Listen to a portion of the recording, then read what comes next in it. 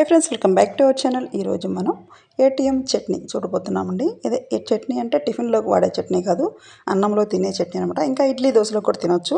ఎంతో టేస్టీగా ఉండే చట్నీని ఎలా ప్రిపేర్ చేసుకోవాలో చూసే ముందుగా మన ఛానల్ని ఈ విధంగా సబ్స్క్రైబ్ చేసుకొని లైక్ చేయండి, షేర్ చేయండి. ఇలా బెల్ ఐకాన్ ప్రెస్ చేయండి.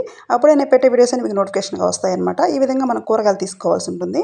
ఇంకా పచ్చిమిర్చి, ఇంకా దోసకాయ, ముల్లంగి, ఇంకా బెండకాయలు, ఇవన్నీ కూడా మనం తీసుకోవాల్సి ఉంటుంది. కూరగాయలు అన్ని రకాలు వేసుకొని చేసుకునే చట్నీ వేరే టేస్ట్ ఉంటుంది.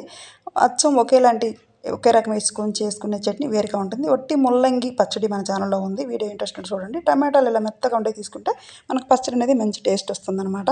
ఈ విధంగా మనకి మిగిలిపోయిన వాటితో మనం ఇలా పచ్చడి చేసుకోవచ్చు. ఈ టేస్ట్ చాలా బాగుంటుంది. మీరు ఒకసారి ట్రై చేయండి, మీకు చాలా బాగా నచ్చుతుంది ఈ పచ్చడి అనేది. పచ్చిమిర్చి కూడా కొంచెం వాడున్నాయి, ఇంకా వంకాయ కూడా వాడుంది, అయినా పర్లేదు, పచ్చడి చాలా బాగుంటుంది. ఇవన్నీ కూడా కట్ చేసి దానికి సపరేట్గా పక్కన పెట్టుకోవాల్సి ఉంటుంది. ఇవన్నీ కూడా మనం చిన్న చిన్న ముక్కలుగా కట్ చేసుకున్నామంటే త్వరగా మగ్గిపోతాయి అనమాట. మనకి పచ్చడి అనేది త్వరగా రెడీ అయిపోతుంది. అందుకని మనం ఇలా చిన్న చిన్న పీసులుగా అన్నీ కట్ చేసి పెట్టుకుంటున్నాము. ఇంకా మనం దీన్ని చింతకాయ పచ్చడి అనేది మనం చేసుకోబోతున్నాము. రోటి పచ్చడి. చింతకాయ పచ్చడిని ఎలా ప్రిపేర్ చేసుకోవాలి, సంవత్సరానికి ఒకసారి చేసుకునే పచ్చడి, నిల్వ ఉండే పచ్చడి ఎలా ప్రిపేర్ చేసుకోవాలి అన్నది కూడా ఈ వీడియోలోనే ఉంది. వీడియో లాస్ట్ వరకు చూడండి, ఎక్కడ స్కిప్ చేయకండి. పచ్చడిని ఎలా ప్రిపేర్ చేసుకోవాలనేది కూడా మనం ఈ పచ్చడి వీడియో రెడీ అయిపోయిన తర్వాత మనం చింతకాయ పచ్చడిని ఎలా దంచుకోవాలనేది కూడా నేను చూపిస్తాను. ఇంకా దోసకాయని మనం కట్ చేసుకుని ఖచ్చితంగా చేదైతే చూడాలన్నమాట. ఇది చేదు ఉంది. దీన్ని మనం ఉప్పు నీళ్ళతో కడిగేసామంటే ఇత్తనాలు తీసేసి చాలా హ్యాపీగా వాడుకోవచ్చు. దీన్ని పడేయాల్సిన అవసరం అయితే ఉండదన్నమాట. ఉప్పు నీళ్ళతో కడిగేసామంటే అస్సలు చేదు ఉండదు. చెక్కు తీసేసి సన్నగా ముక్కలు కట్ చేసి దీన్ని మనం పక్కన పెట్టేసుకోవాల్సి ఉంటుంది. ఇదే విధంగా మీరు కూడా ట్రై చేయండి. ఈ పచ్చడి అయితే టేస్ట్ ఒకసారి చూసారంటే అస్సలు వదలరు, అంత బాగుంటుంది. రోటి పచ్చళ్ళు అనేవి చాలా బాగుంటాయి కదా, మనందరికీ చాలా ఇష్టం ఉంటుంది రోటి పచ్చళ్ళు దంచుకోవడానికి. కానీ చాలామందికి దంచుకునే వీలు ఉండదు, రోలు ఉండదు. ఇంకా అపార్ట్మెంట్లో ఉండే వాళ్ళకి కూడా రోలు ఉండదు అనమాట, దంచుకునే వీలు అవకాశం ఉండదు. ఈ విధంగానే సన్నగా కట్ చేసి పక్కన పెట్టేసుకోవాల్సి ఉంటుంది. సబ్స్క్రైబర్ల కోరిక మేరకు చేస్తున్నాను అనమాట. ఇలా ఫుల్ వీడియో పెట్టమని అడిగారు షార్ట్ వీడియో పెట్టినప్పుడు, అందుకని నేనైతే ఫుల్ వీడియో చేస్తున్నాను. ఈ ఏటీఎం చట్నీని మీరు అస్సలు మిస్ అవ్వకండి. ఇంకా వంకాయను కోసుకునేటప్పుడు చాలా జాగ్రత్తగా కోసుకోవాల్సి ఉంటుంది. దీన్ని మనం పుచ్చులు నయ్యలతో చాలా నీట్గా చూసుకోవాల్సి ఉంటుంది. లోపల పురుగులు ఉంటాయి, మనకు కనిపించవు. ఉప్పు నీళ్ళలో మాత్రమే వేసుకోవాలి, లేదంటే వంకాయ అనేది కర్రెక్కిపోతుంది, దాని టేస్ట్ పాడైపోతుంది. కాబట్టి ఖచ్చితంగా ఉప్పు నీళ్ళలో మాత్రమే వేసుకోవాలి. దాన్ని మనం ఏ వంటకైనా సరే ముందే మనం కోసుకుంటాం కాబట్టి ఖచ్చితంగా ఉప్పు నీళ్ళలో మాత్రమే వేసుకోవాలి. పచ్చిమిర్చిని ఈ విధంగా తుంచేయాలన్నమాట. అప్పుడు మనం ఆయిల్లో వేసినప్పుడు లేదంటే పగిలిపోతాయి అనమాట, మన మొహం మీద పడవచ్చు, ఎగిరొచ్చి. అందుకని ఇలా తుంచేసుకోవచ్చు పచ్చడికి. ఇంకా కడాయి పెట్టుకుని ఆయిల్ వేసేసుకుని పచ్చిమిర్చిని వేయించుకోవాలి ఫస్ట్. పచ్చిమిర్చి కొంచెం వేగిన తర్వాత మనం ముందుగా కట్ చేసి పెట్టుకున్న ముల్లంగి, టొమాటో, బెండకాయ, ఇంకా వంకాయ, ఇవన్నీ కూడా వేసేసుకొని మనం సిమ్లో పెట్టుకొని మంచిగా ఫ్రై చేసుకోవాల్సి ఉంటుంది. దోసకాయ ముక్కలు మాత్రం పక్కన పెట్టేసుకోవాలి, అవి వేగాల్సిన అవసరం లేదు, లాస్ట్లో వేసుకొని దంచుకోవచ్చు. ఇంకా వంకాయ కూడా మనం వేసేసుకొని చక్కగా అన్నీ కూడా ఫ్రై చేసుకుంటున్నాము. మన పెద్దవాళ్ళు చేసుకునే వాళ్ళు ఎక్కువగా ఇలాంటి పచ్చళ్ళు అనేవి, రోటి పచ్చళ్ళు ఎంతో హ్యాపీగా అప్పటికప్పుడు ఫ్రెష్గా చేసుకొని తినేవాళ్ళు. అప్పట్లో ఈ ఫ్రిడ్జ్లో అవి ఉండేవి కాదు కాబట్టి ఇంకా మనం సిమ్లో పెట్టి మూత పెట్టేసామంటే చక్కగా మగ్గిపోతున్నాయి అనమాట. ఇంకా సగం మగ్గిపోయిన తర్వాత ఇలా మూత తీసుకొని కలుపుతూ ఉండాలి. అడుగు పట్టేయకుండా చాలా జాగ్రత్తగా సిమ్లో పెట్టుకొని ఫ్రై చేసుకోవాలి. ఇంకా సగానికి పైన వేగిపోయినాయి అంతే. తర్వాత ఇంకా మనం ఇక్కడ పల్లీలు వేస్తున్నాను, అదేనండి వేరుశనగ గుండ్లు. మన పచ్చడి మంచి టేస్ట్ రావడానికి ఇంకా జీలకర్ర వేస్తున్నాను, ఇంకా మినప గుండ్లు వేస్తున్నాను, అదేంటి మినపప్పు, ఇంకా ధనియాలు. ఇవన్నీ కూడా వేయడం వల్ల మనకి మంచి టేస్ట్ అయితే వస్తుంది పచ్చడి. ఈ విధంగా చక్కగా ఫ్రై చేసుకోవాలి, బాగా ఫ్రై అవ్వాలి. అప్పుడే మనకి టేస్ట్ అంతా కూడా ఈ ఫ్రై అవ్వడంలోనే ఉంటుంది. చక్కగా ఫ్రై అయితేనే ఆ పచ్చడి 2 రోజులున్నా పాడవదు, చాలా బాగుంటుంది. మీరు తప్పకుండా ట్రై చేయండి. మనం ఎక్కడ చింతపండు కూడా వాడట్లేదు, చాలా హెల్దీ పచ్చడి అని కూడా చెప్పుకోవచ్చు దీన్ని. ఇంకా పసుపు వేస్తున్నాం మంచి కలర్ కోసం.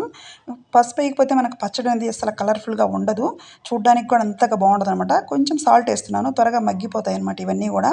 ఇంక ఈ పప్పులు ఇవన్నీ విడిగా కూడా వేయించేసుకోవచ్చు, కానీ నేనైతే అదే కడాయిలో కూరగాయలతో పాటు వేయించేస్తున్నాను.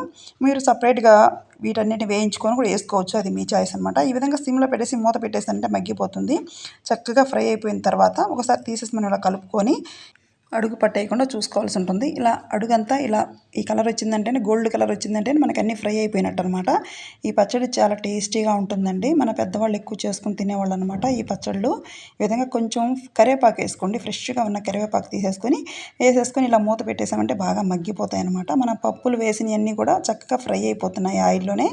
ఈ విధంగానే మీరు కూడా ట్రై చేయండి. మీకు ఎలా వచ్చింది నాకు కామెంట్ సెక్షన్లో తెలపండి. మీకు తప్పకుండా నచ్చుతుంది ఈ పచ్చడి అయితే.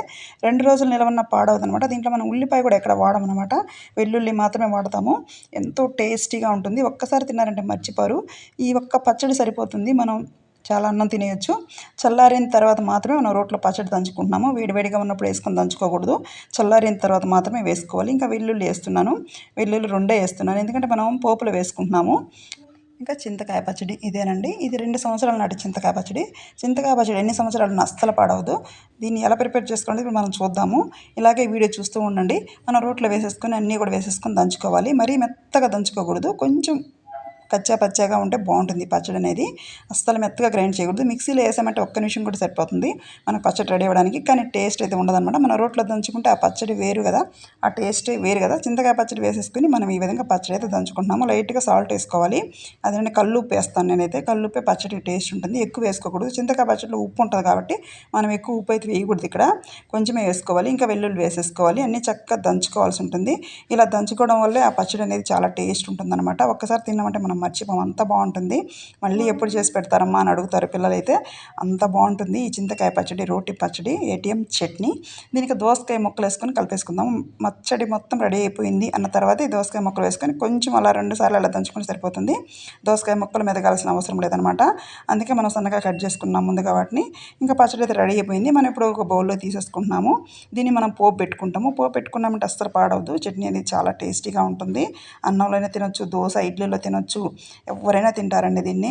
పిల్లలు పెద్దలు అందరూ ఎంతో ఇష్టంగా తినే చట్నీ అయితే రెడీ అయిపోయింది. ఇంగువ వేసుకోవాలి కంపల్సరీ అండి. ఇంగువ అనేది చాలా మంచి ఫ్లేవర్ ఉంటుంది. ఇంగువ అనేది హెల్త్కి కూడా చాలా మంచిది.